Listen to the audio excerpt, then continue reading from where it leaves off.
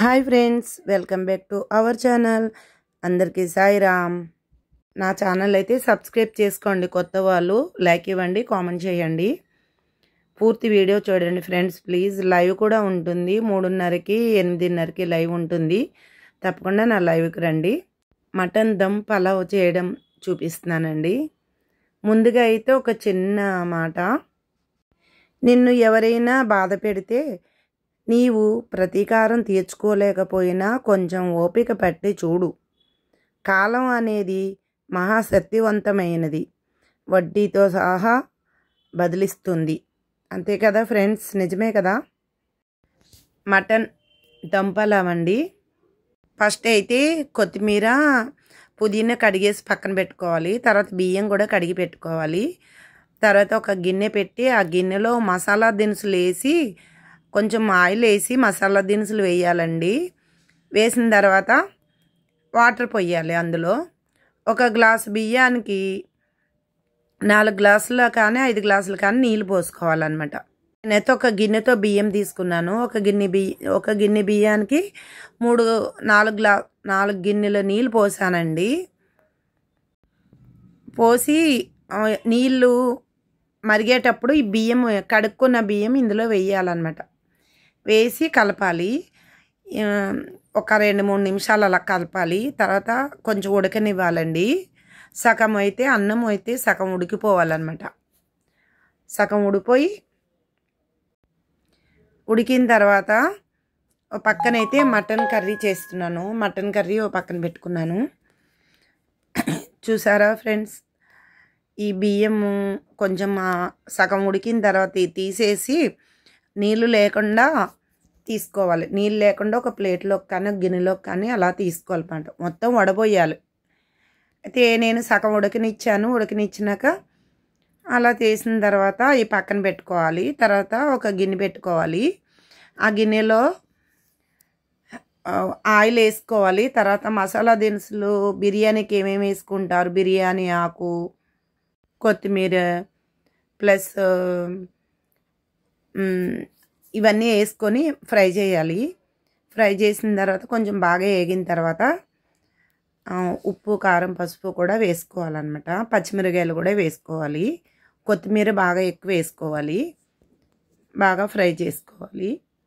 బాగా వేగిన తర్వాత కొత్తిమీర వేయాలి. వేసిన తర్వాత కొంచెం ఉప్పు, కారం వేయాలి. బాగా కలపాలి. కలిపిన తర్వాత కొంచెం వాటర్ వేయాలి.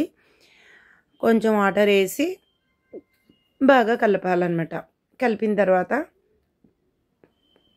ఈ బాగా ఫ్రై అయిపోతాయి కదా, కొంచెం నేను ఆయిల్ ఎక్కువే వేస్తానండి. బాగా ఫ్రై అయిపోయిన తర్వాత ఈ బియ్యం అయితే వేసేయాలండి. బియ్యం కడిగి పెట్టుకుంటాం కదా, మనం సగం ఉడికిన బియ్యం ఉన్నాయి కదా, ఆ బియ్యం ఎలా వేయాలంటే అలా వేయకూడదు. సగం ఉడికిన అన్నం, ఈ బియ్యం ఉడకపెట్టుకుంటాం కదా సగం అన్నము, అది వాటర్ లేకుండా ఏమీ లేకుండా ఒక దాంట్లోకి తీసేసుకుంటాం కదా. దీన్ని ఒక పక్కన పెట్టుకోవాలి. పెట్టుకున్నాక ఇంకొక పక్కన కూర రెడీ అయ్యింది కదా, ఆ కూర ఏం చేయాలంటే కొంచెం ఫస్ట్ అయితే కొద్దిగా కూర వేయాలండి. అందులో ఆ గిన్నెలోని కూర వేసిన తర్వాత ఫ్రై చేయాలి. ఒకసారి కొద్దిగా కూర వేసి ఫ్రై చేయాలి.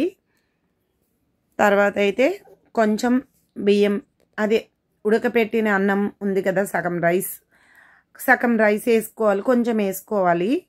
వేసుకున్నాక మళ్ళీ కొంచెం కర్రీ వేయాలి. నేనైతే కర్రీ వేస్తానండి. విడిగా ముక్కలు వేయను. అది వేరేగా ఉంటుంది, ఇది వేరేగా ఉంటుంది. ఇది ఒక రకం, ఇది బాగుంటుంది అన్నమాట టేస్ట్. అందుకని నేను ఎప్పుడు ఇలాగే చేస్తానండి. దమ్ బిర్యానీ అంటే, మటన్ దమ్ బిర్యానీ అంటే. చూసారా, ఫస్ట్ అలాగా రైస్ కొంచెం కొంచెం తీసుకొని అలా వేసుకోవాలన్నమాట. అలా కొంచెం ఒక 2-3 గట్టెలు వేసుకున్న తర్వాత అలా సర్దుకోవాలి. దానికి కరెక్ట్గా అలా సర్దుకొని వేసుకోవాలి. వేసుకున్నాక ఈ మటన్ పీసెస్ మాత్రం వేయాలి. కూర లేకుండా మటన్ పీసెస్ మాత్రం వేసుకోవాలి మధ్యలో. అలా లేయర్ల కింద మొత్తం కంప్లీట్గా ఒక లేయర్ అలా 2-3 లేయర్ల కింద వేసుకోవాలన్నమాట. చూసారా, మరి మీరు ఎలా చేస్తారో కామెంట్ చేయండి. నేనైతే ఇలాగే చేస్తాను ఫ్రెండ్స్. మీరు ఎలా చేస్తారో నాకు కామెంట్ చేయండి. చాలా బాగుంటుందండి ఇలా చేసుకుంటే. ఇంకా అసలు ఇంక వాటర్లో వేయకూడదు అనమాట, ఇంకా మొత్తం దానికే ఉడికిపోతుంది. అలా 2-3 లేయర్ల కింద వేసుకుని ఓన్లీ మటన్ మాత్రమే వేసుకోవాలి. చికెన్ అయినా ఇలాగే చేస్తానండి, మటన్ అయినా ఇలాగే చేస్తాను. చికెన్ అయితే జాయింట్లతో చేస్తాను.